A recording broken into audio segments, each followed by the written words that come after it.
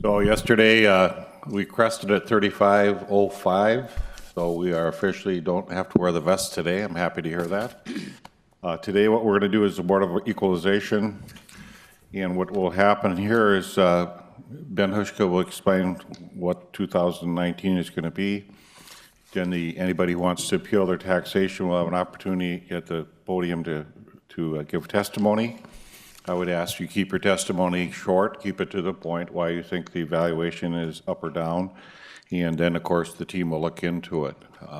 No decisions are made here today on the appeals. It just it's placed into an appeal, and that's where it goes. So, Ben, I'll let you start up. Good morning, Commissioners. Well, the Board of Equalization meeting purpose is not to determine the values in the city. It's about equity. It's about assuring that the values that our office has determined this past year are uniform among similar properties. This meeting is not about taxation. That discussion is to be held at your budget hearings. This is equalization, not judgment about the way the values were arrived at, but are they equitable? In my short presentation that I'm going to do here, I'm going to say a lot of the same things that I always do that you've heard before, with some exceptions. There's a few new things this year. I just continue to stick with that script because I know you guys have a lot of issues and a lot of stuff throughout the year, and you only visit this once a year, so it kind of gets you focused back, and it may help some of the people in the audience who plan to address you. Maybe there will be some things that they don't understand about the process or can learn about it. So I will begin with what the statutes say you are here to do today. It says, Board of Equalization shall place the values of all items of taxable property at true and full value. In North Dakota, that basically means market value.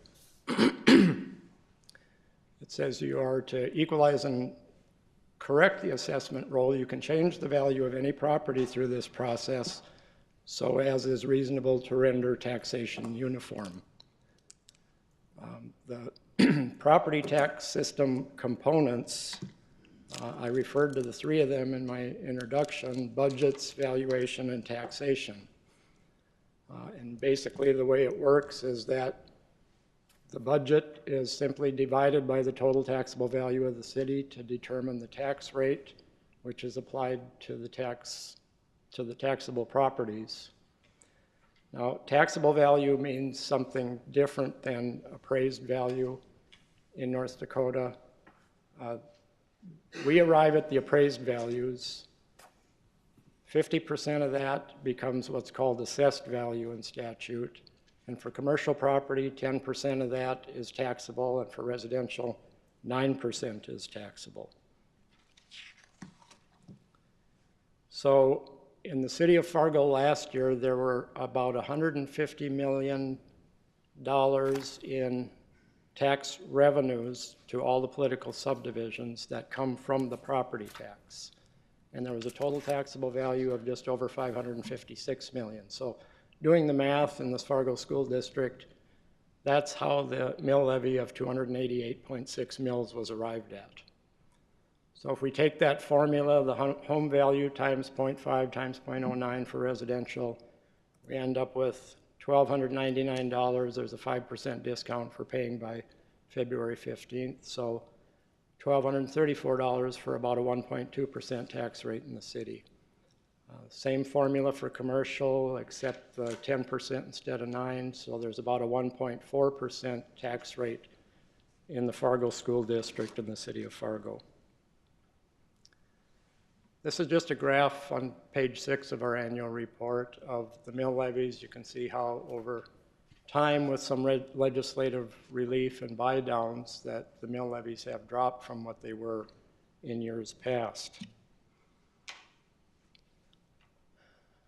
The total appraised value, regardless of taxable status in the city for this year, is about $16 billion, up about 4.1% from last year.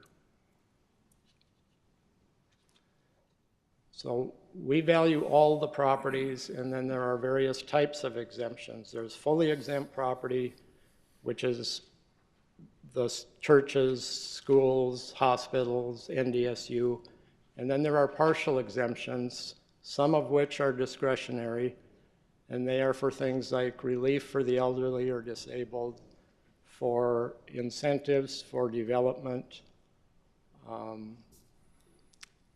new construction, and so forth.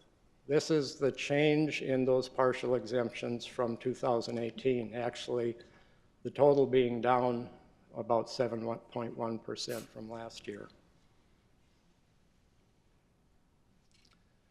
So if we look at all of the exempt property in the city, the fully exempt, the discretionary, and partial exempt, compared to the total value, the total appraised value of the city, there's about 21.5% of the property in Fargo, at our estimate, is exempt by some means.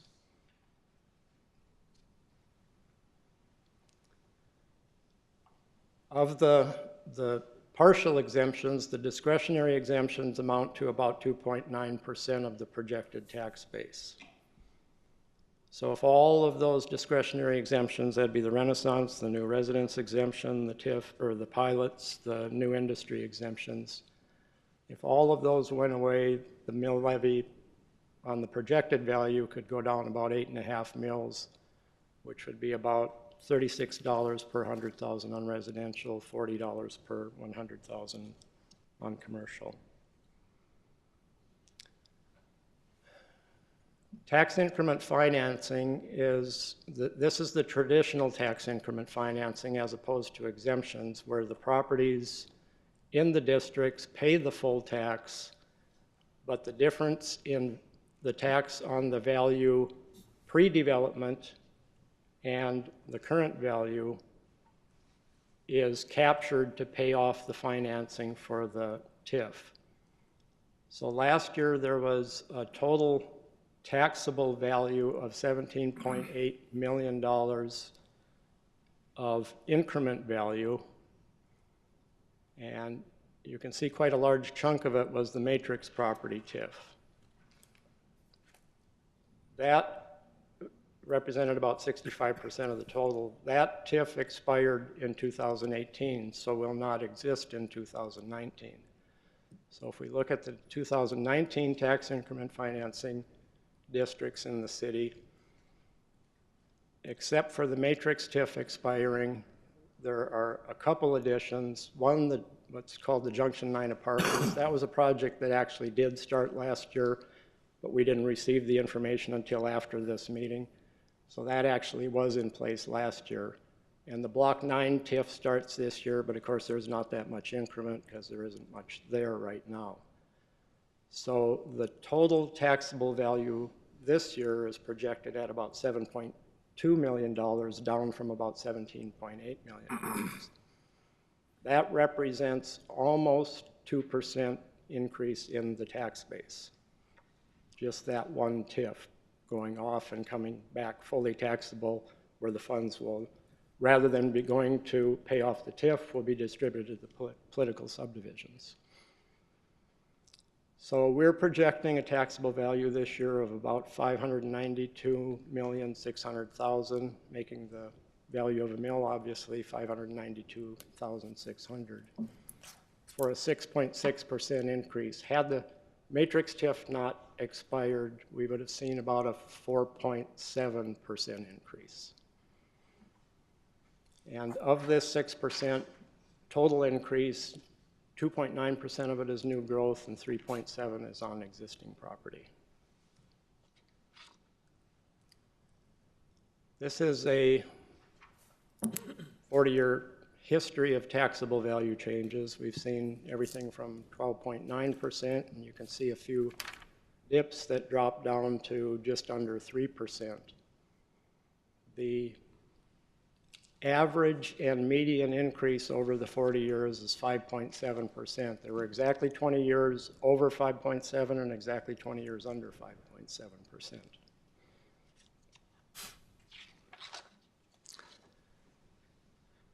Now, the way we go about doing our work and the way the state goes about monitoring our values is by using sales ratios. the ratio of the assessed value to sale price. So what the state does every year is we send all the sales to the state, and they do a ratio study. They array all of the sales ratios in ascending order and find the median or the middle ratio. In this example, 86%.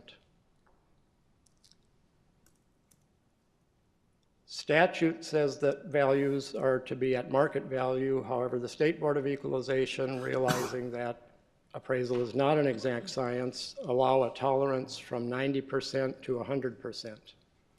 So all assessment jurisdictions by class, residential and commercial, have to be within the 90 to 100% with their valuations each year.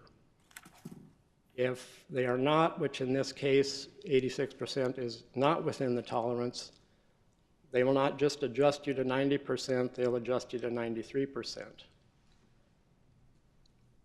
So, and that's just a broad brush. Everything within that class, if this example was residential, all residential properties, if we were out of tolerance, would get a 7% increase by the state. Even those, like you see, that are over the median, it's just a broad brush. Well, assessors use ratio studies too in our work to determine our pricing models, to evaluate the quality of the values and the equity, the uniformity of the values we're arriving at. We're constantly running ratio studies. And we're concerned with equity almost more than the level of assessment or valuation. So in the example we had where the state just moved everything up 7%, that didn't really fix everything. It just took the whole mess, so to speak, and pushed it up. But you can see there's some inequities here.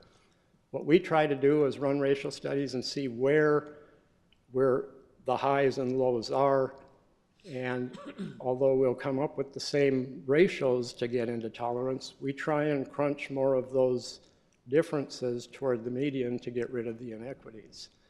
There's a statistic in assessment called the coefficient of dispersion that basically measures those differences. And every reappraisal effort or every pricing model we come up with, we run the analysis, and that number needs to keep going down to as low as we can possibly get it.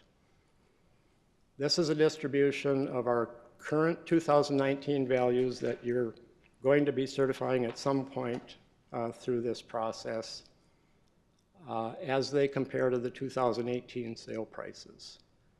That coefficient of dispersion I talked about is, in a jurisdiction our size, the standards by the International Association of Assessing Officers say we should be somewhere between 10 and 15% on residential. We're right at 8.1%, about 2 percentage points below the standard they say we should be at. Another statistic, that PRD or regressivity one in the middle on the chart up above, that measures whether the values are progressive or regressive. If it's over 1, that means the higher priced properties are undervalued. If it's under 1, it means the lower priced properties are undervalued. We're right at 1.00 on our current values as in relationship to the 2018 sales. We get to those numbers by doing periodic reappraisals, going into neighborhoods, doing, again, ratio analysis, and adjusting values in those areas where we can't get into the neighborhoods. And this is our current plan with the current staffing we have right now that we can reasonably accomplish each year.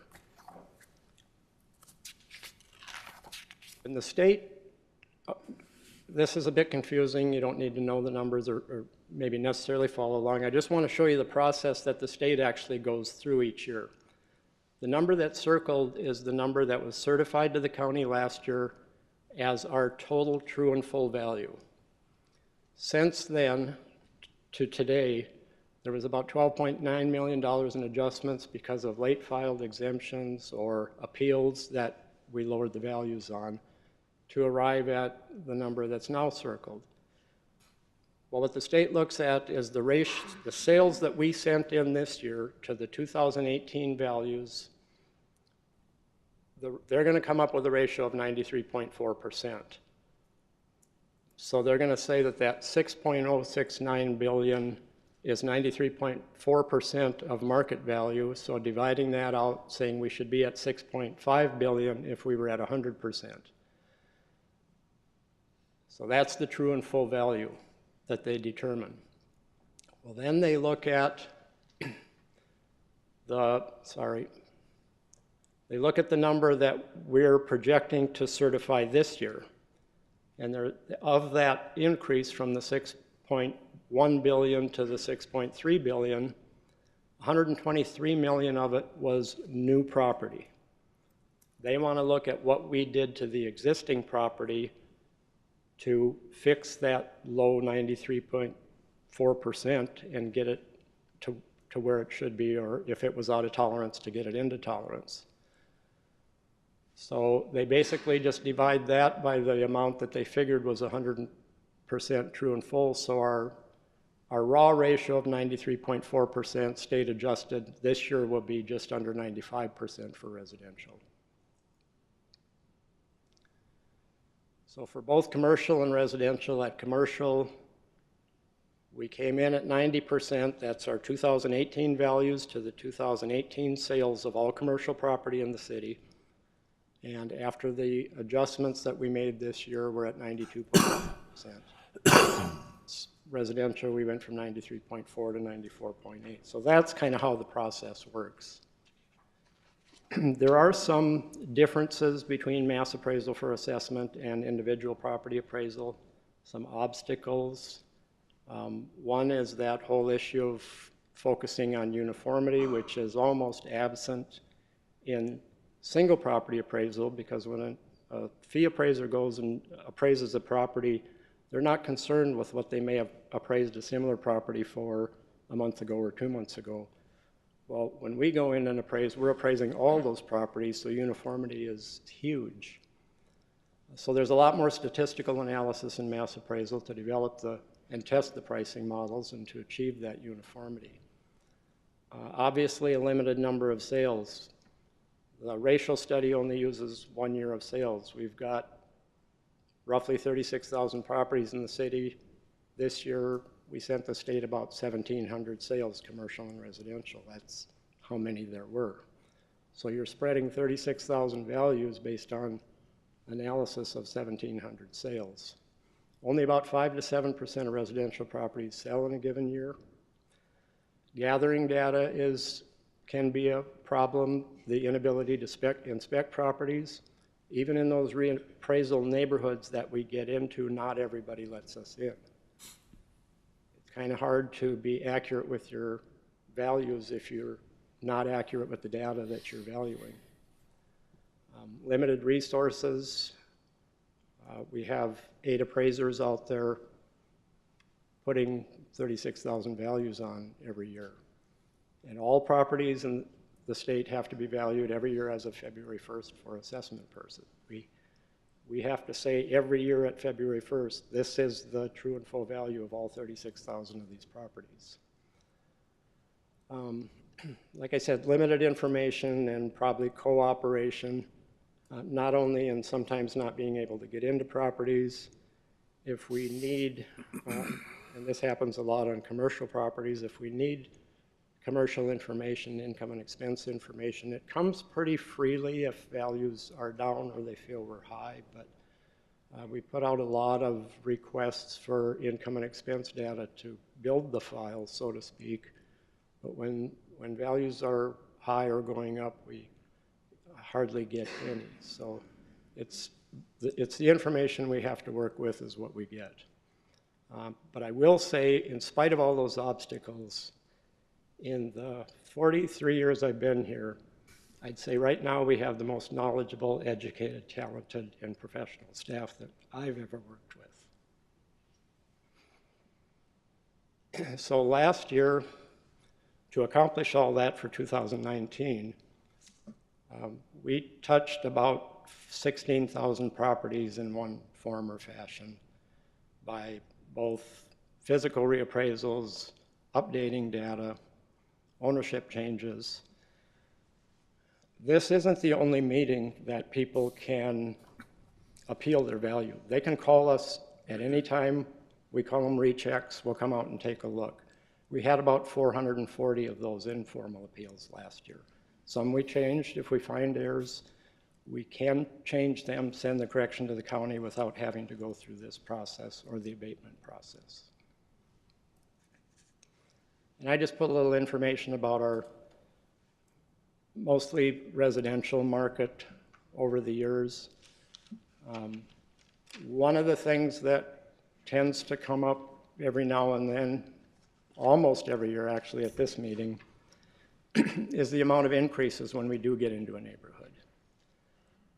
Well, you can see between about 2009 and about 2015, there was some pretty good rising values in the residential market. And that's tough for us to keep up with when, like I say, you've only got 1,500 sales a year, and you're spreading it across all residential properties to try and, especially if you can't get into every property every year, to try and keep up with a market like that. So when you, that 5-year rotation, when you get there 5 years later and you maybe increase values 2 or 3% a year, and they were going up 8, 9, 10%, that's how you fall behind. And it doesn't take long to do that. This is a chart I've had in since the boom and the bust in some of the national markets on, there's an index, the Dow Jones Standard & Poor's Case-Shiller Price Home Index. And when that happened to those markets, I converted our median single-family sale price to an equivalent index to track and see how we're doing against those. And it's kind of interesting, I guess, at the time that the markets went way up in those other areas and then dropped. We were just steady through that whole process. We do have all of our, most of our information, or a lot of it, online at fargoparcels.com. People can go on, search by parcel number or address. It'll bring up information including ownership, year built of the building, size of the building, land size, the valuations for the current year and the most previous certified year, special assessment information. There's a link to get the full legal description, go to the GIS map where you can turn on the aerial photo, and also a link on that page to bring up the Cass County property tax information, which includes, I believe, 8 years of tax statements that you can actually pull up your tax statement for these properties. And again, that's fargoparcels.com. Before we move into the open the floor to appeals, I had mentioned, you know, sometimes we get refused entrance and so forth. There is another form of appeal in the state called the abatement process, which at any time within about a little over 2 years after assessment is certified, you can file with the county auditor an abatement for up to those 2 years back. And in that statute, it says the applicant, by filing that application, opens the property up to inspection. So the legislature did recognize that an inspection is important in these appeal processes. So with that, I would suggest we open up the floor to appeals. I gave you a list of the roughly 174 properties we're working on right now. The last page and, well, about the last page or so we've completed. The rest we are still working on. So I would suggest if anybody shows up today that's not on that list, we add them to the list and we'll get to them. And if anyone's here that we're still working on, we'll continue working on them, but be able to hear them out today. So I'd be happy to answer any questions that you might have.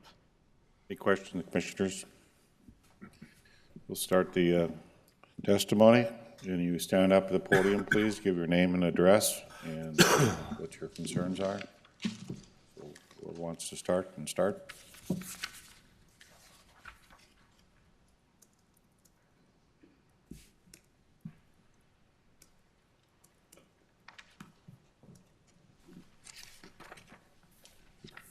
Hello, my name is Rod Lim, and I live at 1229 45th Avenue North. And my concern, I called the auditor's office yesterday, and we're going to have an inspector come out. But our house has been going up, I don't know, roughly 5% every year. It seemed reasonable. This year it went up 14% from 366 to 417. And I thought that was pretty excessive, especially when you see these numbers, roughly 5 to 7%. We're at 14. But we have appealed, and an inspector is coming, so I just wanted to let you know that. Thank you. Thank you. Maybe we could line up here, guys, so we can move a little faster. Good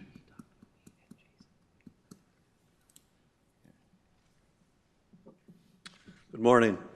My name is John Holland. I represent Wildstone Development, and we're building twin homes in South Fargo. I don't know the gentleman that gave the report, but I thought that was a very professional and well put together report. So I want to, as a taxpayer, that was a very informative and well written report. Ben Hushka is his name. Sorry? Ben Hushka is his name. Okay. So Very good, Ben. I'm here on several properties in Maple Valley.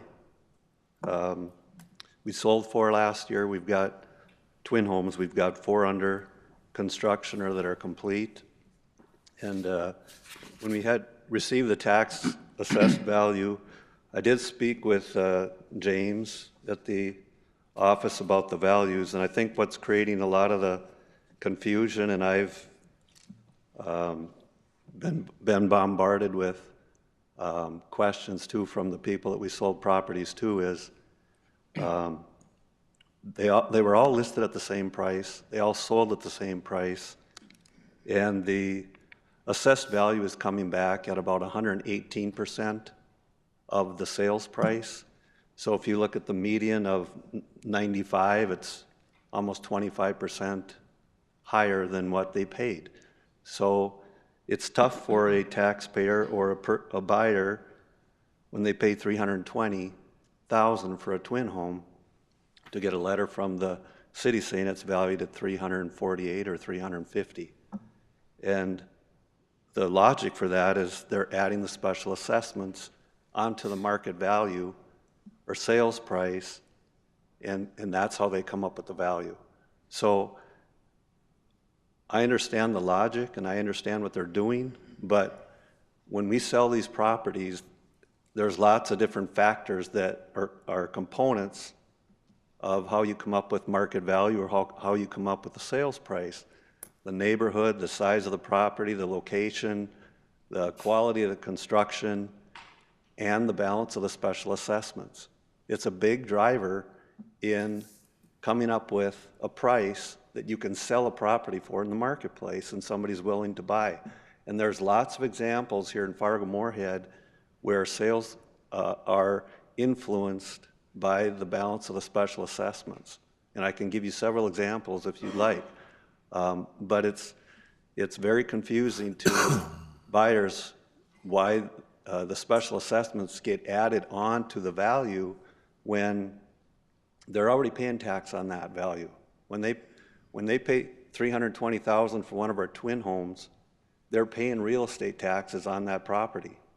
Now we're coming back and adding on special assessments on top of that, which increases their value, and now they're paying tax, in effect, on tax, which I don't think is right.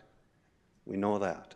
So I've got several addresses, but I want to just talk in general about this logic that's applied of adding the special assessments to the sales price, because it's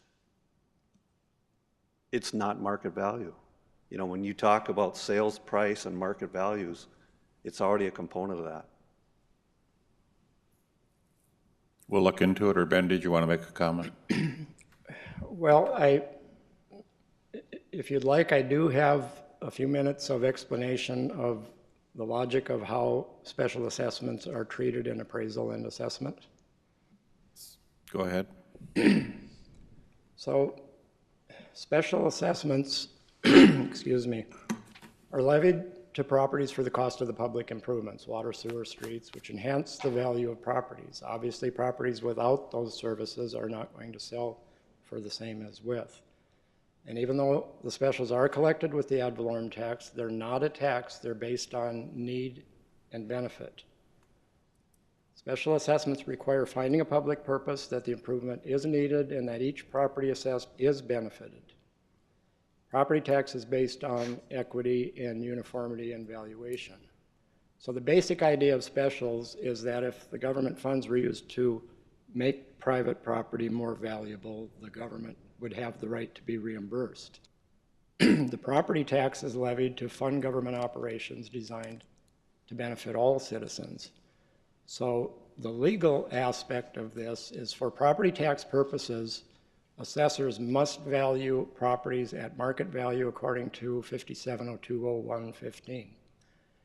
And 570204 says that the real property to be valued is the land, improvements to the land, and structures and buildings. Those improvements have value to the property. And statute also says that all property is subject to taxation unless expressly exempted by statute, and improvements to land are not exempted by statute. So appraisers and assessors, not just assessors, but independent appraisers as well, in evaluating sales transactions to determine their value estimates in the appraisals of sold and unsold properties, include the amount to the seller, all costs that were not paid by the seller, and the amount of any outstanding debt assumed on the property by the buyer. The state tax department uses that sales ratio study I talked about earlier to monitor assessment performance, and when we send our sales into the state, we are required by them to, our sale prices must include all special assessments that were assumed by the buyer. The International Association of Assessing Officers standard on the verification and adjustment of sales speaks to that as well, that the sale price of a property encumbered by special assessment can require adjustment if the amount of defrayed is significant. The sale price can be adjusted upward to account for this lien. If the effect on the market is significant and can be ascertained, the adjustment should be made. It isn't a, we may make that adjustment, it should be made. We had an appeal on an industrial property in Fargo a few years ago where the appellant submitted a professional appraiser from the highest designated appraisal that you can get in the country. That appraiser from Chicago appraised that property for the appeal. We found some discrepancies and some, we thought, misleading information in that appraisal. And that appraisal did go to the appraisal board of North Dakota. And they did find that appraiser in violation for lack of gaining local market competency because he did not consider the special assessments on the sales comps, and that appraiser was censured and fined for not considering those special assessments. Okay, well, we're not going to debate this here this morning. My last comment would be, I understand, his points, but the appraisers do not need to make those adjustments because buyers and sellers are making those adjustments in the market. If I'm selling you a property that has $100,000 of specials, and my neighbor's selling one that has no specials, those buyers and sellers will make those adjustments based on those outstanding balances, and they don't have to be done by appraisers in arriving at the market value. And I've got an example that I'll leave with you that shows applying the logic that the city is using for appraisals, where you have a home that has a value of $320,000 with $40,000 of specials. The city assessed value would come back in at $360,000 in that scenario. If there was a like property, similar size, similar quality, similar builder, and the homeowner paid those specials down from 40 to 10, okay, the market value of that property would increase from 320,000. I don't think you could assume it would go dollar for the pay down and the specials, but it would certainly command a higher sales price in the market. My guess would be maybe 15,000, maybe 50 cents on the dollar for the pay down. So you'd have a value of 335. The city then would assess that property at the 335 plus the 10, the remaining specials, and they'd come in at 345,000. So similar properties, one would have an assessed value of 345, one would have an assessed value of 360. And the only difference would be the balance of the specials outstanding on those properties.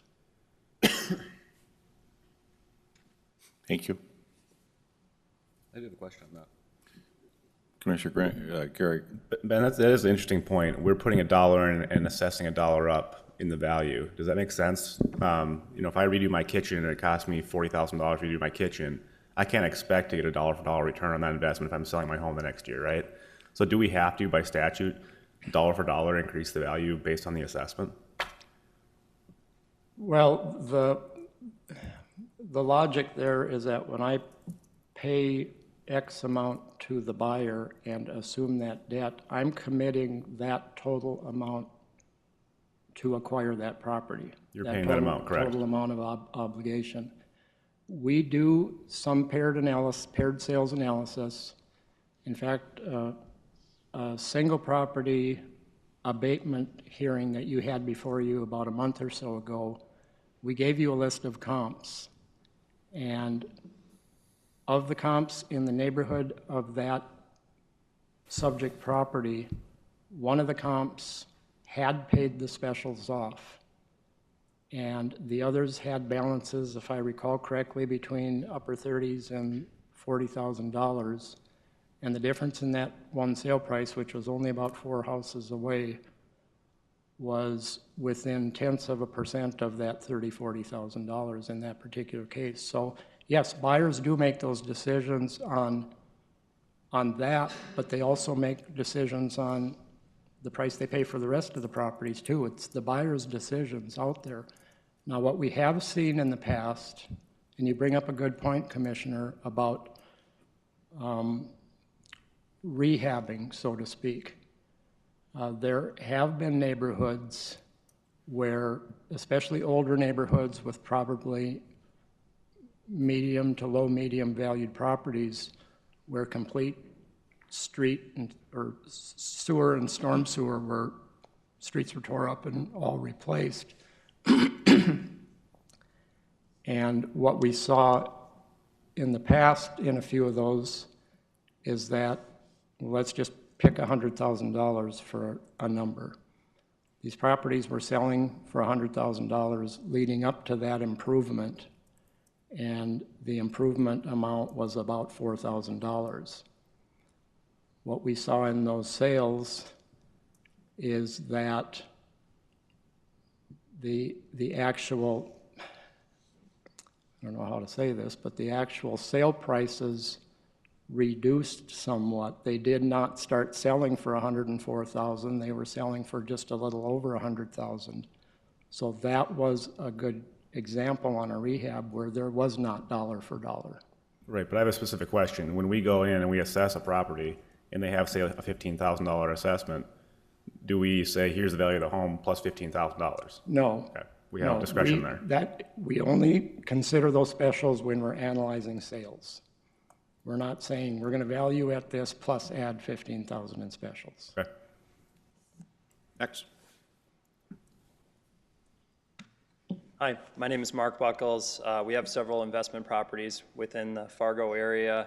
I'd like to acknowledge clearly they have a difficult job here. Presentation was very well done. We appreciate everyone's time. I'm just going to speak a little bit to the state of the market in our industry, as I see there's several other people within our industry here. I don't think that that's really a surprise to me. If you look at Appraisal Services report, and acknowledge, to some level, it's fairly accurate. The area as a whole is at 9% vacancy. It's pretty much at all-time highs, and it's remained that way for about 3 years to date.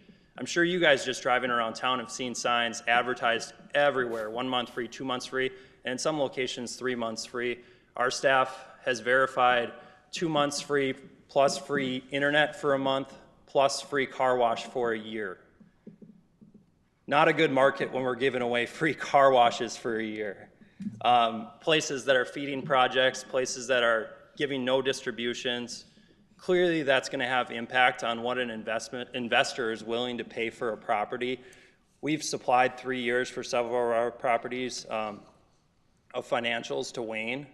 And another thing I think that needs to be looked at, where I feel like there's clearly a great place for economic development, I'm all for that, and incentives provided. But I think we really need to evaluate where that stops, because it affects the hotels or the apartments. If we continue to subsidize, maybe it's not we're giving up tax dollars, we're just deferring to collect those taxes. Those projects only work with those in places that's great and needed. But I think going forward, we really do need to evaluate, because what you're going to see is down pressure on other values. Now you lost taxable base and you aren't collecting for 20 years. Did the city come out ahead on that? I would argue not, but I just want to thank you for the time. Can I address with a couple questions that I had? Is it right to address the commission with 2 questions? Can, yeah. Okay. So I was just kind of curious, the partial exempt, they showed a percentage of like 21.1%. I don't have a lot of knowledge on that, but how does that compare with other cities? Do we give a baseline and try to stay in line with other cities looking at our partial exempt?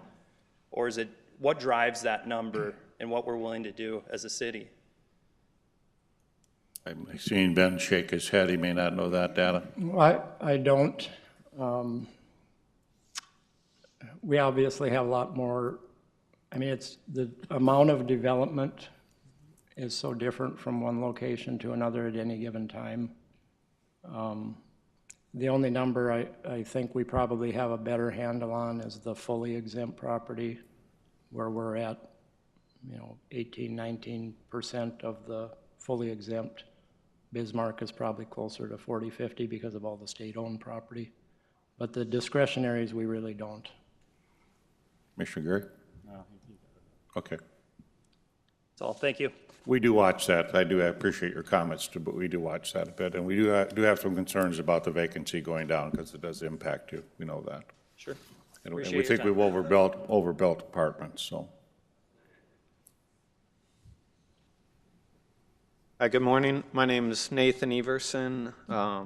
We also own some commercial industrial property and development land up on 19th Avenue.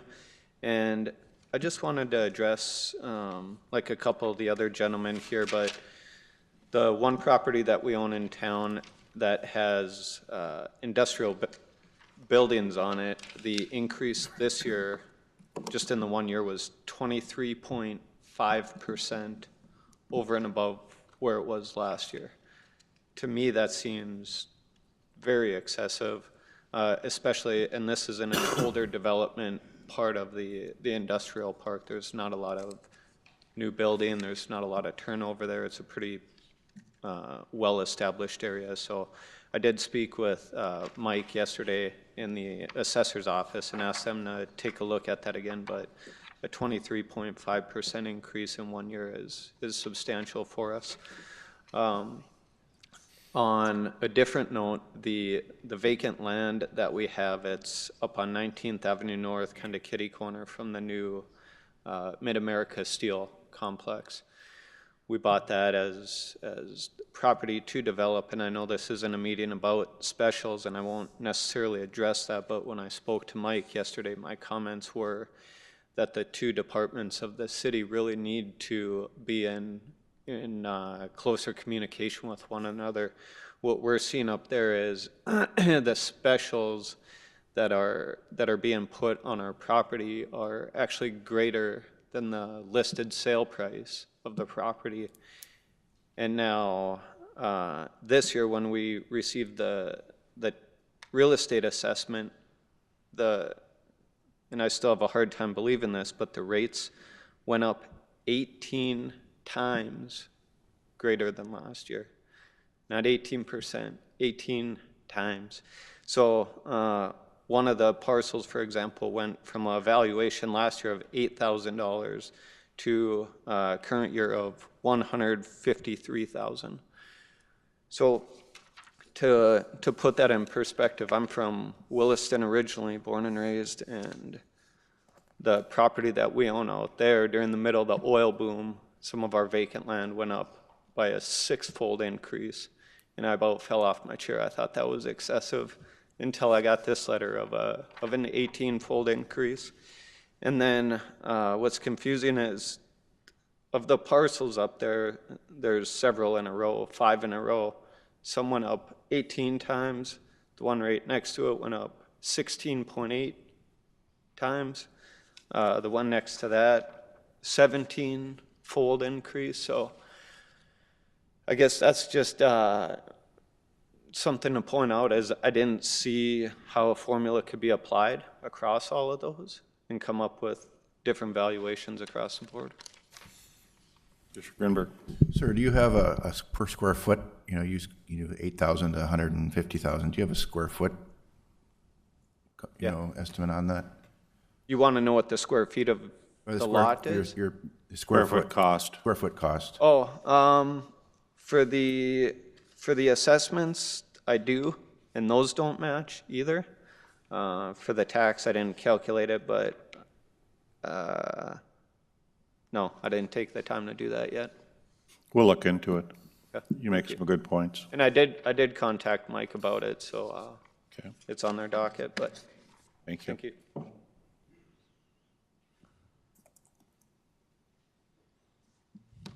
May I approach the bench? You want to give us something? Sure.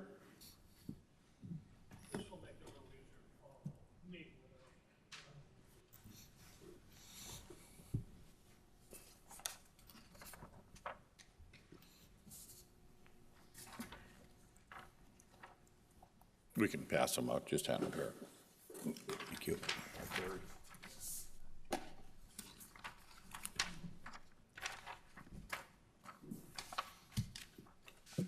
Good morning to everyone. My name is Terry Schonder.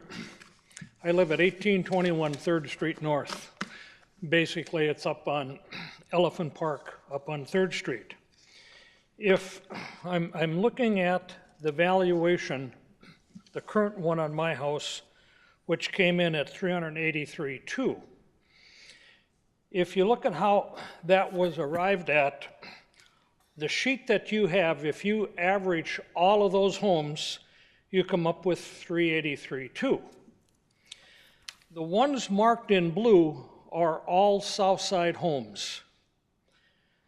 And the ones marked in orange are all north side homes. If I take the value of those north side homes that were sold, the average is $320,000. So it almost seems like to me we've taken some south side homes and hand-picked them to bring that value up a little bit. Now yesterday, I talked to a prominent lender in town and a real estate guy. I've been in business building for 40 years. I don't do it anymore, but I do know some people who I could count on. Both of them came to the consensus that they said, your home is a nightmare. It's in an area where it's a relatively new home in an old area. So if you sell, where are we going to get the comps to come up with something that matches your home in that area? And it doesn't. Normally, they will go out 4 to 6 blocks. This is what I was told.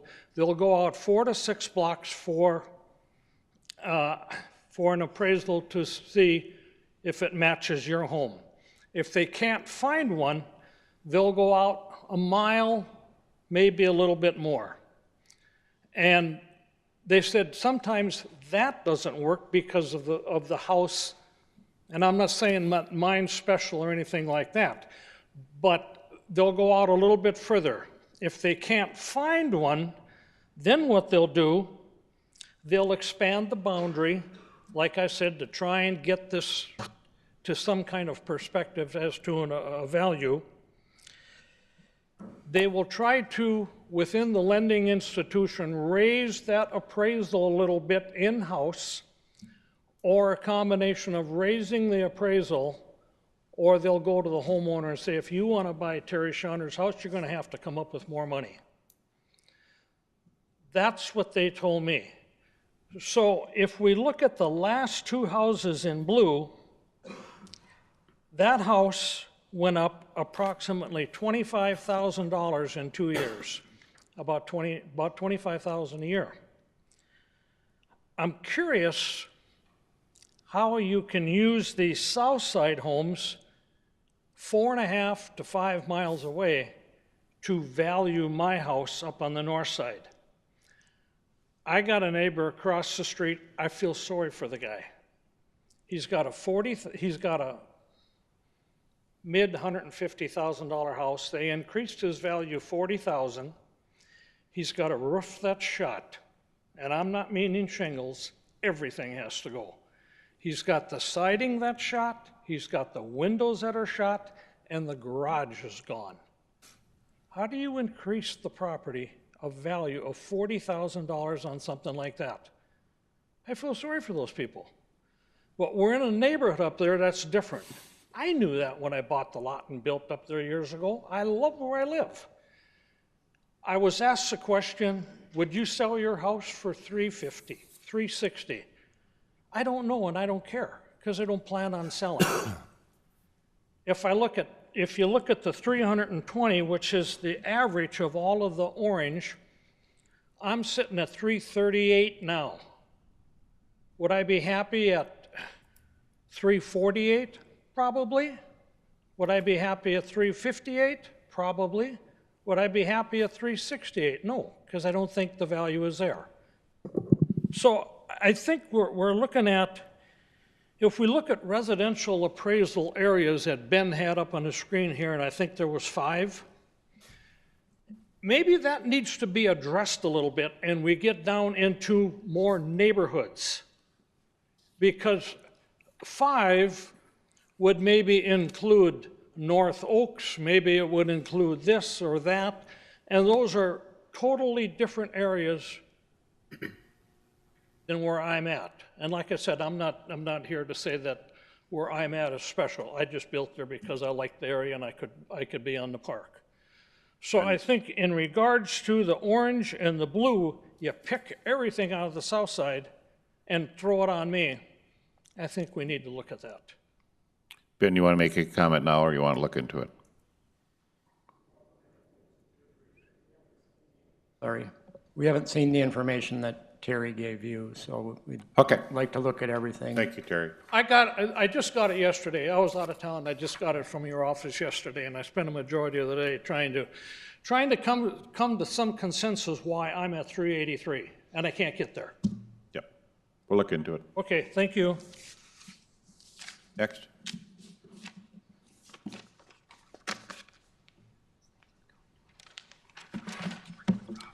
Morning. My name's Jonathan Casper. I'm 1921 East Rose Creek Parkway South, but I'm here on behalf of Alliance Management, which is a management company that I own, participating in multifamily and commercial management in North Dakota and Minnesota. We're here to talk about the properties in Fargo today. I would first say, we're grateful for the work with the assessor's office, with Ben and his team. They're great to work with. We're probably involved in 40 plus properties in the Fargo, West Fargo area. We're here talking about 5 today. So I think generally they do a fantastic job. On the multifamily side is the properties, and we've communicated the properties to their office that we have an issue with. They're all on the multifamily side. As stated prior, the multifamily market in Fargo, I think right now is definitely, you talk to people that have been involved in it for 30 years, it's as difficult a time as we've ever seen as far as vacancy. And, we've actually seen probably first time in a long time rents decreasing, particularly in newer projects. The properties that we have concern with, there's 5 properties, several of them are newer properties, a couple are older properties. 3 of the 5 are all properties that have traded in the last, that we purchased, or investor group that we represent on the management side has purchased in the last year. So there's appraisals, and we have fiduciary obligation as the managers to bring this up when there's a gap there between the assessment and a recent valuation. And if it's 2%, 3%, that's one thing, but some of these are hundreds and hundreds of thousands of dollars apart on a appraisal done in the last 12 months. So that's why we're here. Appreciate the work of Ben's office. We're grateful to be in this community. We started with myself and one other person, and we have 30 employees in town now, and a growing business, and we love being in Fargo. Love seeing the community continue to grow so we can fill some apartment units without giving away car washes. That's not us. We don't give away the car washes.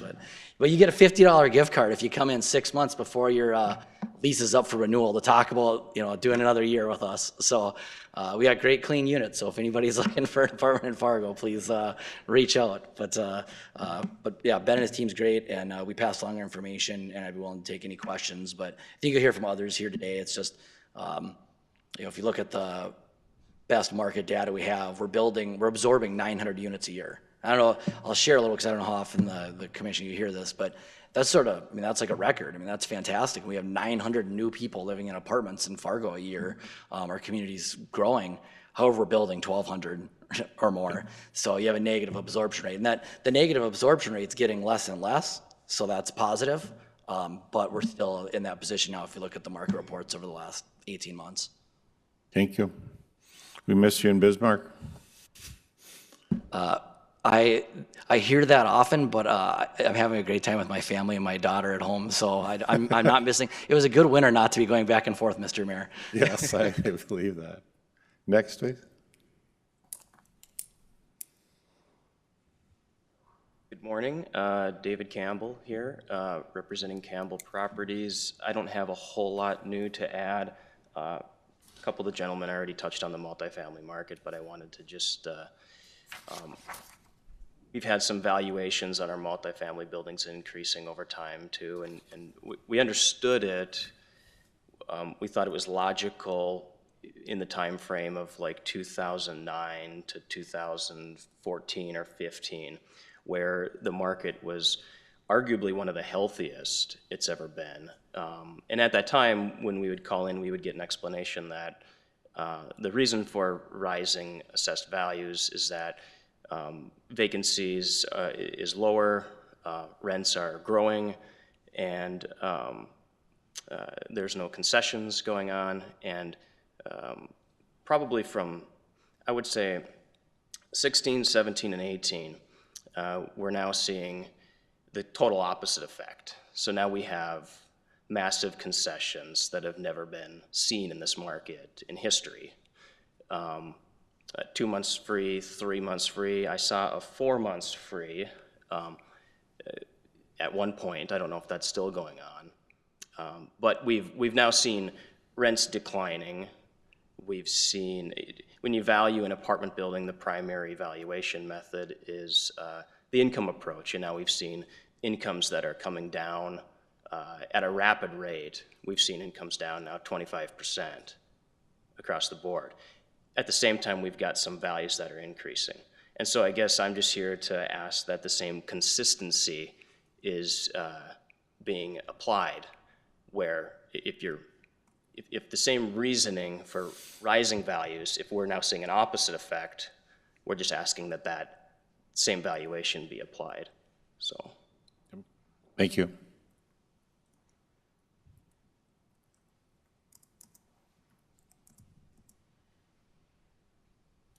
Hello, I'm Terry Berkalow. I represent County 20 Storage and Transfer and RLN, Robert Lynn Nelson personally.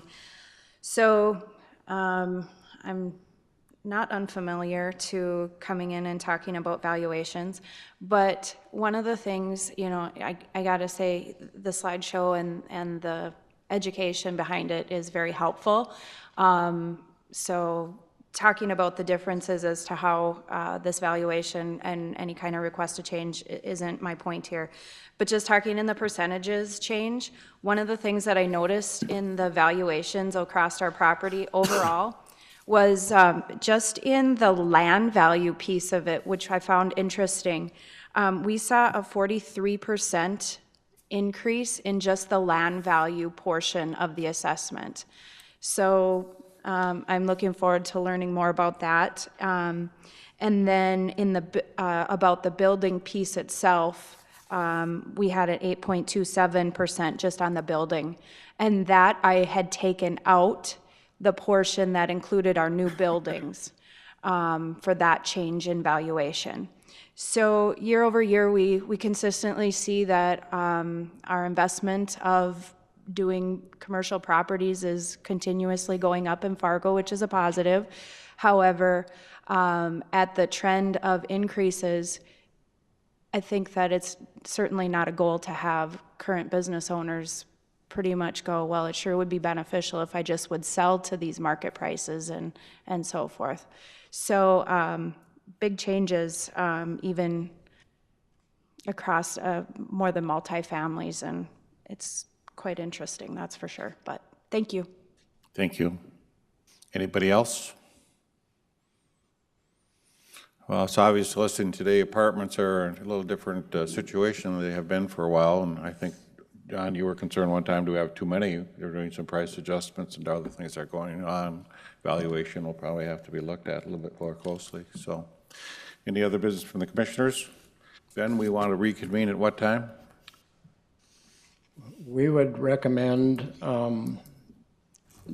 at least 3 weeks, so the 30th, so that we can get through these lists. The apartments are going to take us a while. We're going to need to meet with all of the individuals and gather information and weed through it all, of course. So you're recommending April 30th for us to re-meet, is that correct? Correct. Can I have a motion?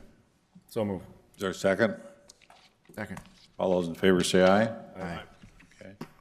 Any other business to this board today? Is there a motion to adjourn? So move. Is there a second? Second. All those in favor say aye. Aye. Thank you. Thank you, everybody, for coming. Appreciate your input.